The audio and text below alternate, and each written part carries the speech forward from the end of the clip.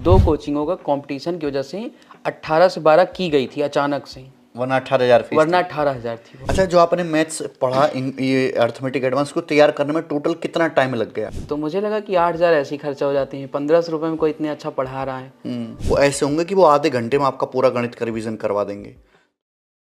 नमस्ते भाई, कैसे हैं आप सभी लोग? हम किसी सिलेक्टेड स्टूडेंट्स का अपना इंटरव्यू ले रहे हैं स्टूडियो में बैठ के। तो मैं भाई से ही चाहूँगा कि उनका नाम, उनकी पोस्ट और उनकी रैंक के बारे में वो खुद आपको बताएं कि क्या इन्होंने अचीव किया है सीजीएल 2023 के थ्रू। और बहुत बड़ी इनकी अचीवमेंट है और बहुत लंबी जर्नी भी है, और इनकी पूरी जर्नी क्या इनकी स्ट्रेटजी रही मैं आपको इस वीडियो में बताऊंगा शॉर्ट शब्दों में।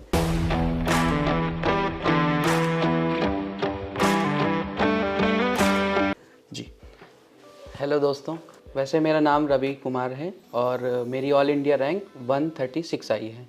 मुझे जीएसटी इंस्पेक्टर मिला है और मैंने शुरुआत करी थी सीजीएल के लिए अपने 12th के बाद ही। मुझे ऑफिसर बनने का इतना शौक था कि मैं मुखर्जी अच्छा, 12th के बाद ही जीएसटी इंस्पेक्टर? पहले जब तक तो जीएसटी आया भी नहीं था इंडिया में। सर मैं जीएसटी इंस्पेक्टर नहीं सोचा था, इंस्पेक्टर बनना। हाँ मतलब ऑफिसर सोचा था, वो ऑफिसर भी ए ग्रुप या बी ग्रुप का। और मैं जस्ट 12th के बाद आया था, तो 12th के बाद ग्रेजुएशन मैंने बीएससी किया है, फिजिक्स केमिस्ट्री मैथ्स। तो 12th के बाद जब आप आए तो आपकी एज कितनी थी? तो 17 साल का था मैं। 17 साल की उम्र में घर छोड़ के मुखर्जी नगर आ गए तैयारी करने? बिल्कुल बिल्कुल अकेले? हाँ। एसएससी की तैयारी कैसे शुरू करी आपने? तो सर आए यहाँ पे गए मुखर्जी नगर में, तो मैंने देखा कि एसएससी के लिए 12,000 फीस थी। 12,000 की? तो एक सब्जेक्ट की कोचिंग थी कि पूरी कोचिंग नहीं, थी? पूरी कोचिंग थी, और वो भी दो कोचिंगों का कंपटीशन की वजह से 18 से 12 की गई थी अचानक से, वरना 18,000 फीस वरना 18,000 थी वो। और आज मात्र 3,000 रुपए में तुम पूरा एसएससी तैयार कर सकते हो ऑनलाइन, घर बैठे बैठे, और ज्यादा बेटर तरीके से। जब मैं आपको देखा था YouTube में, तो मैंने सोचा कि ये टीचर इतना अच्छा पढ़ाते हैं, कम से कम 10,000 रुपए कोचिंग होगी।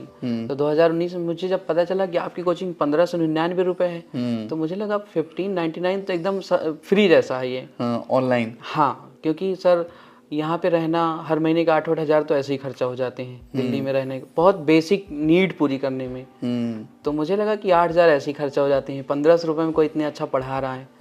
तो मैंने तुरंत सब्सक्रिप्शन ले लिया। मैथ्स का? मैथ्स का। मैथ्स आपका शुरू से अच्छा था? मैथ्स मेरा बचपन से अच्छा था। मैथ्स आपका अच्छा था, तो फिर जैसे हमने पढ़ाना शुरू किया अर्थमेटिक एडवांस नंबर सिस्टम, और उसमें मैं सारा ही सिलेबस पढ़ाता हूँ। तो जैसे मैं पढ़ाता हूँ एकदम जीरो लेवल से शुरू करके पहले कंसेप्ट पढ़ाएंगे, फिर थ्योरी समझाएंगे, फिर एग्जाम्पल देंगे, उसके बाद शीट सॉल्व करवाएंगे। ऐसे करता हूँ मैं। तो ये अप्रोच आपको कैसी लगी ऑनलाइन में? बहुत अच्छी लगी सर, क्योंकि जब आप सर इंट्रोड्यूस करते हैं किसी नए चैप्टर को, तो सबसे पहले आप एकदम जीरो से करते हैं, एकदम जीरो से। मतलब कभी कभी तो लगता है कि क्यों यार, क्यों बता रहे हैं, तो उस बेसिक में भी आप कुछ नया बता देते हैं जो हम सच में 6th 7th 8th में जानना था। तो मुझे लगता है कि अच्छा ये है, तो वो और अच्छा लगने लगता है।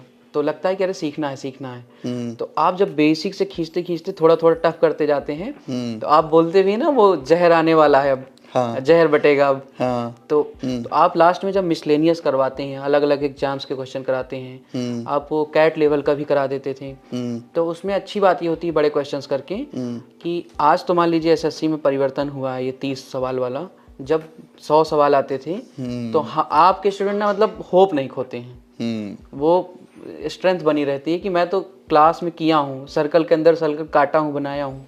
मैं बताऊंगा कि भाई अभी रेलवे में जॉब भी कर रहे हैं, तो आपका रेलवे में कब सिलेक्शन हुआ? रेलवे का सर 2019 की एनटीपीसी वाली जो वैकेंसी थी, मार्च 2019 में जनरल इलेक्शन से पहले जो आई थी। और उसकी ज्वाइनिंग कब तक आई? ज्वाइनिंग अभी जनरल इलेक्शन आने वाला है और अभी भी ज्वाइनिंग पैनल आ रहे हैं। इसका मतलब एक चुनाव से दूसरे चुनाव आ गया तब ज्वाइनिंग हुई है? सर पूरा 5 वर्षीय योजना बनी है रेलवे में। बिल्कुल। अभी जो वैकेंसी आने वाली है इसकी ज्वाइनिंग फिर जो 2028 का जो इलेक्शन होगा उसमें जाके होगी 2029 में ऐसे ही होने वाला है। एसएससी इस मामले में बढ़िया है कि हर साल वैकेंसी आएंगी, थोड़ी वैकेंसी आएंगी, बट वो कंफर्म एग्जाम होगा और कंफर्म ज्वाइनिंग भी होगी। अच्छा, जब पैटर्न चेंज हुआ था तो तैयारी तो पहले से ही कर रहे थे, तो लगा यार पहले वाला पैटर्न ही ठीक है? कि मेरे लिए पहले वाला बहुत बेटर था। मतलब मैं एक रात सोया नहीं कि पैटर्न कैसे चेंज हो गया। उसके बाद फिर मैं मतलब थोड़ा सा होता नहीं कि अपने आप को सिंपथाइज खुद कर रहे थे, ये सोच के कि जिन लड़कों की मैथ या इंग्लिश इतनी ज़्यादा स्ट्रांग नहीं होती उनके लिए तो न्याय हुआ है। जीएस का वेटेज पूरे तब 700 नंबर के सिलेक्शन में 50 नंबर था। उसके बाद अब 390 नंबर में 75 नंबर होना बहुत अच्छा है जीएस का वेटेज। उस वजह से मैं जीएस पढ़ना शुरू किया। सबसे ज़्यादा जीएस मेरी इंप्रूव हुई है। जैसे मेट्रो में जा रहा हूँ तो आजकल टेलीग्राम में वो जो क्विज आती है और वो गुब्बारे फूटते हैं और सही कर दो, तो उससे मेरी जीएस और इंग्लिश वोकैब बहुत तगड़ी हुई है। जॉब करते टाइम आते जाते में, घर के टाइम आते जाते में, ट्रेन में, बस में, जीएस और इंग्लिश, क्योंकि इसमें कोई कैलकुलेशन पेन कॉपी का मामला है नहीं, ऐसे किया हूँ। अच्छा, जो आपने मैथ्स पढ़ा, ये अर्थमेटिक एडवांस को तैयार करने में टोटल कितना टाइम लग गया, और आपने नोट्स बनाए थे साथ के साथ, और मतलब रिवीजन कैसे करते थे? 3 चीजें जाननी है। बच्चों का मेन इंपॉर्टेंट सवाल यही है कि इतना बड़ा सिलेबस है, सवाल हर साल ना ऐड होते जा रहे हैं। जिस शीट में इस साल 100 सवाल हैं, मैं अगले बैच में वो पढ़ाऊंगा तो उसमें 125 सवाल होंगे। बिल्कुल सर, क्योंकि 20-25 सवाल जो है नए आ जाएंगे। तो सिलेबस हर साल लेंदी होता जा रहा है, टाइप बढ़ते जा रहे हैं। तो उसको रिवीजन कैसे करें और कितना टाइम लगेगा एवरेज बच्चे को पूरी तैयारी करने में, और नोट्स कैसे बनाएं? मुझे लगता है कि कोई भी नया बच्चा जो है, नया बच्चा क्या करना चाहिए कि सभी सब्जेक्ट का एक कोचिंग से अपने टीचर पे रिलाई करो। जरूरी नहीं कि आपका टीचर बहुत बहुत ही बड़ा हो या फिर बहुत ज़्यादा पॉपुलर हो, लेकिन पॉपुलैरिटी के पीछे कुछ तो अच्छी बात होती ही है। कोई ऐसे पॉपुलर नहीं होता है गगन सर जैसे। तो मतलब एक बार ना टीचर से आंख मूंद करके जो जो बता रहा है सब कुछ नोट कर डालना चाहिए। और मैंने आपके साथ यही किया था कि आप जैसे पढ़ाते थे तो एक कॉन्सेप्ट बताया, उस कॉन्सेप्ट में 6-7 सवाल करा रहे हैं, तो उसी टाइम मैं इतना फैसला ले लेता था कि इनमें से 3 नोट करने हैं। हाँ, क्योंकि जो आप पहला बताएंगे कॉन्सेप्ट के बाद वो जो 2 लाइन में सवाल खत्म हो रहा है, वो 4 लाइन वाले सवाल में वो चीज़ तो आएगी। तो थोड़ा सा शॉर्ट में नोट्स बनाते टाइम ही शॉर्ट कर लिया था। उसके बाद क्या करता था, आपकी जब सीट डाउनलोड करता था, किसी किताब की जरूरत नहीं, क्वेश्चन की सीट आप इतनी ज़्यादा दे देते थे, तो मैं कभी कोई सीट पूरी नहीं कर पाया। अच्छा, कभी नहीं कर पाया। तो क्या करता था ना, मैं जैसे फ्री टाइम में बैठा तो अपनी ही नोट्स सुंदर से लिखा था, पलटता था और वो कॉन्सेप्ट देखता था, वो क्वेश्चन देखता था, क्लियर। अभी जैसे मेंस देने गया था, अगर मैं 30-40 मिनट मेट्रो में जा रहा हूँ तो मैं पूरी मैथ रिवाइज कर लूंगा 40 मिनट में। ऐसे शॉर्ट नोट्स में ना बच्चा खुद ही बना सकता है, बस वो बाहर मार्केट में नहीं मिलेंगे, कभी नहीं मिलेंगे। मैं हमेशा स्टूडेंट से ही कहता हूँ कि क्लास नोट्स आप ले लो, कितना भी खरीद लो, लेकिन जो आप खुद से नोट्स बनाओगे ना, वो धीरे धीरे वो उसमें से फिल्टर भी होता जाएगा, और जो आखिर में आपके शॉर्ट नोट्स बनेंगे वो ऐसे होंगे कि वो आधे घंटे में आपका पूरा गणित का रिवीजन करवा देंगे। तो नोट्स बच्चे को खुद ही तैयार करने चाहिए। Yes sir. अच्छा, तो उसके बाद आपने सीजल का पेपर दिया, सीएचएसएल का भी पेपर दिया आपने? सीएचएसएल का हमेशा दिया था। कभी एमटीएस नहीं फिल करता था। साल 2021 आया तो मुझे लगा कि एक नौकरी होनी चाहिए, अब मैं पेपर सारे दूंगा। मतलब ग्रुप डी लेवल का कभी नहीं दिया, एमटीएस भी अपना ग्रुप सी है। हाँ, मुझे पहले लगता था ग्रुप डी है, जब ग्रुप सी पता चला तो मैंने एमटीएस फिल किया। तो 2021 का जब एमटीएस देने गया तो मैथ में 25 में 25 सही हुए, मैथ सही थी तो रीजनिंग भी 25 में 25, इंग्लिश भी 25। मैथ्स में स्कोर अच्छा है उसका, रीजनिंग में स्कोर अपने आप अच्छा है। बिल्कुल, तो फिर इंग्लिश में भी 25, तीनों सब्जेक्ट में पूरे 25 सही हुए। और जीएस में मेरे कभी भी 7-8 से ज़्यादा सही नहीं होते, तो उसमें 16 सही हो गए। तो एमटीएस में भी सिलेक्शन हो गया। सीएचएसएल दिया 2021 वाला, मतलब मेरी तैयारी अपने पीक पे आ चुकी थी, तो वो भी सिलेक्शन हो गया। एमटीएस और सीएचएसएल एक ही साल में। और उधर जो 2019 से चल रहा था रेलवे का, वो भी सिलेक्शन हो गया। 2023 में रिजल्ट आया फाइनल, लेकिन तीन नौकरी हो चुकी थी आपके पास। हाँ, रेलवे में नौकरी मिली 1900 ग्रेड पे की, एनटीपीसी की क्लर्क, जूनियर क्लर्क। तो उसके कुछ ही दिन बाद एमटीएस को जो करवा के आया था उसका रिजल्ट आ गया था। तो उसके कुछ दिन बाद जब मैं रेलवे करवा के आया तो मुझे लगा कि रेलवे तो मुझे चंडीगढ़ जोन है तो मुझे उधर भेज सकता है, पंजाब हिमाचल की तरफ भेज सकता है। तो मैंने सीएचएसएल का दिल्ली की खातिर 1900 ग्रेड पे ही, उधर भी 1900 इधर भी 1900, सीएचएसएल में डीवी करवाया। अच्छा, कि मुझे दिल्ली में रहना है। फिर सीएचएसएल में नौकरी लगी, लेकिन ओबीसी से हूँ, नंबर थोड़े ज़्यादा थे, यूआर में घुसा दिया। अच्छा, यूआर में घुसने की वजह से मुझे केरल मिल गया। तो जब वो केरल आई तो फिर मैं सीजीएल का भी डीवी करवा के आया।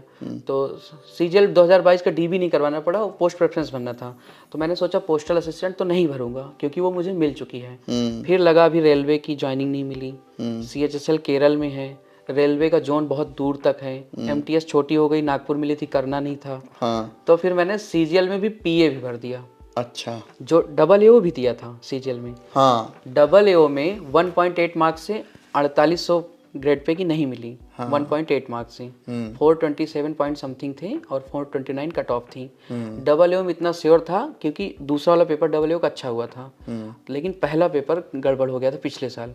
तो मुझे लगा कि पहले वाले से हो सकता है कुछ ना मिले, लेकिन डबल एओ से सीधा 4800 ग्रेड पे उसको पहले रखा और फिर सारी पोस्टें भर दी। लास्ट में मुझे पोस्टल असिस्टेंट मिला और वो भी 2400 ग्रेड पे की थी, लेकिन फिर वही चीज़ हुई कि मेरे नंबर ज़्यादा थे। ओबीसी से यूआर में गया, यूआर से फिर यूआर में जाते ही महाराष्ट्र मिल गया। हाँ। तो 2400 ग्रेड पे की 2 नौकरियां नहीं गया, 1900 ग्रेड पे की रेलवे आई, कर लिया। और मुझे इतना यकीन था कि मेरे मॉक टेस्ट इतने अच्छे जा रहे हैं। मॉक टेस्ट में 330, 320, 325 नंबर आ रहे थे। कभी शायद गड़बड़ हो जाए तो 300 हो जाए, एक बार तो 342 भी हो गया। तो मतलब जो एवरेज था वो मेरा 320 प्लस था। हाँ, और रियल एग्जाम वाले दिन 336 आ गए। 336 नंबर। हाँ। और all India 136 rank. All India 136 rank. 6 मेरा लकी नंबर है, 336, 136। बहुत बढ़िया भाई। एक बात बता दूं कि इनका इंग्लिश में जो परफॉर्मेंस है वो बहुत एक्स्ट्राऑर्डिनरी है। 45 में से 43 क्वेश्चन, 43 क्वेश्चन सही हैं, जबकि हमारे बच्चे 45 में से 34 क्वेश्चन भी ठीक नहीं कर पाते हैं, आपके 43 सही हैं। कैसे इतना ज़्यादा इंग्लिश में इतनी एक्यूरेसी के साथ? आपका अटेम्प्ट तो 45 में से 45 रहा होगा। बिल्कुल बिल्कुल, है ना? 43 सही है। क्या कौन सी स्ट्रेटजी थी इंग्लिश पढ़ने की? क्योंकि बच्चे सबसे ज़्यादा परेशान इंग्लिश में कि फाइनल अच्छी रैंक इंग्लिश के दम पे बनेगी। Yes sir. जिसकी इंग्लिश ज़्यादा अच्छी होगी उसकी रैंक बढ़िया होगी। मैथ्स का एक अच्छी चीज़ है, मैथ्स टफ जरूर है, लेकिन अगर आप मैथ्स पढ़ते हैं, कॉन्सेप्ट याद कर लें, फॉर्मूले याद कर लें तो हो सकता है। लेकिन इंग्लिश एक लैंग्वेज है और लैंग्वेज कोई भी हो लॉन्ग टर्म में अच्छी सीखी जा सकती है। एक तो ये कारण रहा है कि मैं लंबे समय तक रहा हूँ इस फील्ड में इंग्लिश पढ़ते पढ़ते, और दूसरी चीज़ मैंने एक आदत डाली कि मैं जितना भी न्यूज़ सोर्स वगैरह, मेरे इंस्टाग्राम वगैरह सोशल मीडिया अच्छा खासा यूज करता हूँ, सबको हिंदी वालों को हटा दिया। अच्छा। सिर्फ इंग्लिश रखा। तो वो जो कोई 3 लाइन की न्यूज़ पढ़ा और लगा कि एक तो उनका जो लिखने का तरीका है, न्यूज़ वाले तो एकदम एग्जैक्ट पॉइंट लिखते हैं और इतना अच्छा ग्रामर भी नहीं होता, न्यूज़ लिखने का तरीका अलग है। तो वो देखा कि क्यूरियोसिटी बढ़ती है कि ये वर्ड का यार क्या होगा। तो मैं एक हिंखोज नाम की डिक्शनरी रखता था, वो ऑफलाइन भी काम करती थी। अच्छा। तो तुरंत उधर वर्ड डाल के चेक कर लेता था अगर इंटरनेट में नहीं हो तो। और इंग्लिश के लिए जब भी मैं मॉक टेस्ट देता था, मेरा मॉक टेस्ट तो 1 घंटे में प्री का ख़त्म हो गया, लेकिन मैं एनालिसिस भी 1 घंटे करता था हर मॉक टेस्ट की। हर मॉक टेस्ट की। मैं यही कहता हूँ कि मॉक टेस्ट जितना देना जरूरी है ना, उसकी एनालिसिस भी उतनी जरूरी है। बिल्कुल। इतने लंबे टाइम तक आपने तैयारी की तो फैमिली सपोर्ट करती रही कि तुम पढ़ते रहो, कोई दिक्कत नहीं है? कभी उन्होंने बोल दिया कि यार आप हटाओ, काम कर लो कुछ? फैमिली मेरी, अगर मेरा सिलेक्शन नहीं भी होता था, वो ये जानते थे कि इसमें इसने थोड़ी कम एफर्ट डाला है। अच्छा। हाँ, वो ये देखते थे कि मैं सबसे अच्छी चीज़, जैसे मैं शहर में ज़रूर रहता था, जब रियल ब्रदर्स के साथ रहोगे तो वो ये तो देख ही रहे हैं कि रहता मेरे ही सामने है, कोई गलत आदत नहीं है, कुछ नहीं है। और बराबर घर वालों से, जो लड़कों के ऊपर से फैमिली वाले होप होते हैं, फैमिली की कोई कमी नहीं है। लड़के भी बहुत, सब स्टूडेंट अच्छे ही नहीं होते हैं, फैमिली भी कब तक खिलाएगी। तो मतलब फैमिली वालों को लगता था कि रहता मेरे ही सामने है आंखों के, पढ़ता भी है, कुछ कुछ नंबर से स्किप कर रहा है। 2019 में मेरा 30 नंबर से नहीं हुआ। 2020 में मेरे 9 नंबर से नहीं हुए। तो जब 9 नंबर से स्लिप किया तो 2021 में सिलेक्शन कंफर्म ही था। लेकिन एग्जाम जिस दिन 11 अप्रैल को मेरा वो था, प्री था, और 10 अप्रैल की रात को भैया का हाथ टूट गया, स्कूटी से स्लिप कर गए। ऐसी सिचुएशन आ जाती है लाइफ में, बच्चों को लगता है ना मेरे साथ ही गलत हुआ, भगवान जानबूझ के मेरे साथ ही गलत करता है। ऐसा नहीं हो सकता है कि कुछ बढ़िया चीज़ सोच रखी हो, जैसे भाई को एक ही बार में 2023 में ड्रीम पोस्ट मिल गई, बात खत्म। तो आपको ना सोचना नहीं है, कभी भी निगेटिव नहीं लेना कि मेरे साथ जानबूझ के भगवान ने कुछ गलत किया है। जानबूझ के भगवान कभी गलत नहीं करते, आपके लिए कुछ अच्छी प्लानिंग कर रखी है नेक्स्ट टाइम पे, ये सोच के आपको तैयारी करते रहनी है। बिल्कुल सर, मैंने ये नोटिस किया है कि जब मैं 2022 वाले साल में पढ़ना शुरू किया अच्छे से, तो उसी टाइम के जो एग्जाम्स हुए थे उनमें सब में नौकरी लगी। ये मेरी 5वीं गवर्नमेंट जॉब है। और मुझे कोई इसलिए गाली ना दे कि मैं 5 गवर्नमेंट जॉब लिया हूँ। हर जॉब, अगली जॉब आई है तो उससे हायर ग्रेड पे की रही है। मैंने पोस्ट नहीं बर्बाद की है। नहीं, ये बहुत सही बात है। जो नए बच्चे तैयारी की फील्ड में आ रहे हैं एसएससी के, जो हिंदी मीडियम से है, जिसका मैथ्स भी ठीक ठाक नहीं है, जो जीएस भी याद करने से कतराता है, उसको याद होती नहीं है, कैसे तैयारी करें? सबसे पहले तो किसी को भी आके ये देखना चाहिए कि एसएससी का सिलेबस बहुत ज़्यादा नहीं है। सबसे पहले तो इस बात के लिए खुश होना चाहिए। एसएससी क्वेश्चंस को रिपीट बहुत करता है। हाँ। एसएससी से ज़्यादा अच्छे क्वेश्चंस तो मॉक टेस्ट वाले बनाते हैं। हाँ, तो हम ये खुद सब बनाते कुछ हैं। पॉजिटिव बातें हैं। मैंने गगन सर की एक बुक पढ़ी थी, उससे किया था वो 7-8 सालों का, मतलब 1500 क्वेश्चन थे। हाँ। आपने उसमें सॉल्यूशन भी दे रखे थे। तो वो 2017 से शुरू हुआ था। जैसे 2017 में जो पेपर कैंसिल हुए थे उनके भी क्वेश्चंस थे उसमें। तो कोई भी एक बुक लीजिए प्रीवियस ईयर की, पहले अपनी हैसियत देखिए कि हम कर क्या पाते हैं, उस हिसाब से आप टीचर डिसाइड करिए। आप कोई भी टीचर यूट्यूब पे देखिए, 3-4-5 टीचर देख के ये देखिए कि आपको किससे बेहतर समझ में आता है। और सभी टीचर 1000, 1500, 1700 में कोचिंग मिल जाती है। जो टीचर का 3-4 लेक्चर यूट्यूब से समझ में आए, मुझे गगन सर समझ में आए थे, तो बहुत ज़्यादा समझ में आए थे। जब से इनको जाना 2019 में, मैंने किसी टीचर का इसलिए देखा है, जैसे मैं थोड़े बहुत रेमो सर के वीडियो देखा। हाँ। तो वो क्या होता है कि जैसे शॉर्ट देख लिया या फिर 7-8 मिनट में कोई चीज़ सिखा रहे हैं, तो ये सब लेटे लेटे देखने वाली चीज़ें हैं। तो जैसे बैठ के हमारी वीडियो पढ़िए। हाँ। हाँ, बैठ के आपकी पढ़ी है, पूरा नोट्स बना के जो प्रॉपर तरीके से चलता है। हाँ। मैंने जो अपनी मैथ की तैयारी में 80% से ज़्यादा चीज़ें पढ़ी, सब गगन सर से पढ़ी हैं। और अर्थमेटिक का मैं कहूँगा गगन सर से भी कम पढ़ा है, मैं किसी टीचर से पढ़ा ही नहीं हूँ। अर्थमेटिक मेरी अच्छी थी पहले से। हाँ, अगर एडवांस में शायद ही मतलब आपसे नहीं पढ़ता तो मैं शायद इतना होप खो जाता कि मैं एसएससी छोड़ देता। अगर मतलब मुझे एडवांस समझ ही नहीं आ जब रही तक हमें तुम एसएससी की होप नहीं खोगे। किसी को एडवांस मैथ सीखना, एडवांस मैथ से डर लगता है, थोड़ा समय जरूर लूंगा, लेकिन कोई बच्चा कितना भी बेकार क्यों ना हो, उसने कभी जीवन में एडवांस मैथ पढ़ी ना हो, मैं हर बच्चे को एडवांस मैथ सिखाने की काबिलियत रखता हूँ। हर बच्चे को सिखा दूंगा। मैं थोड़ा समय ज़्यादा लूंगा। बच्चे के अंदर पेशेंस भी होना चाहिए सीखने का। अभी जो नए बच्चे आ रहे हैं उनमें पेशेंस ही नहीं है सीखने का, बहुत जल्दी सर मुझे आपने ये जो मेरी स्टोरी शेयर की और इंस्टाग्राम में मुझे मैसेज आ रहे हैं, भैया 6 महीने में तैयारी कैसे की जाए। जिस भैया से पूछ रहे हो उससे पूछो ना कितने साल से है वो। मैं कहता हूँ कि कितनी उम्र है, सबसे पहले मैं एज पूछता हूँ। मैं कहता हूँ क्यों, मतलब आप 22 की उम्र में अगर 23 की उम्र में ले रहे हैं कोई 4600 ग्रेड पे की अच्छी जॉब अपने सही लोकेशन पे, और आप 19 साल की उम्र पे क्लर्क बन जा रहे हैं, केरल चले जा रहे हैं, उससे बेटर है 3 साल बाद पाओ। 19 साल घर वालों को खाया, 3 साल और खा लो बैठ के। सीधे अच्छी नौकरी की इत्मीनान से तैयारी करो। क्योंकि एक बार जैसे क्लर्क लेवल मिल गई, हम मिडिल क्लास लोग, हम लोअर मिडिल क्लास लोग नहीं छोड़ पाते जॉब। एक बार जॉब लगी तो उसको नहीं छोड़ना छोड़ मुश्किल पाते। है। जो गवर्नमेंट जॉब कौन छोड़ देगा। वो सोचता है कि 3 साल बाद मेरा प्रमोशन है। तुम 10 साल बाद भी जहाँ नहीं पहुंच पाओगे प्रमोशन से, वो 4600 ग्रेड पे तुम डायरेक्ट ले सकते हो। बहुत अच्छा लगा भी बातचीत कर कर। आपने इस वीडियो से कुछ सीखा है तो इसको लाइक जरूर करें, अपने दोस्तों के साथ शेयर करें। जिनका भी जीएसटी इंस्पेक्टर बनने का सपना है, पर्सनैलिटी कम से कम भाई के जैसी होनी चाहिए, उसकी नहीं है तो बनाओ धीरे धीरे करके।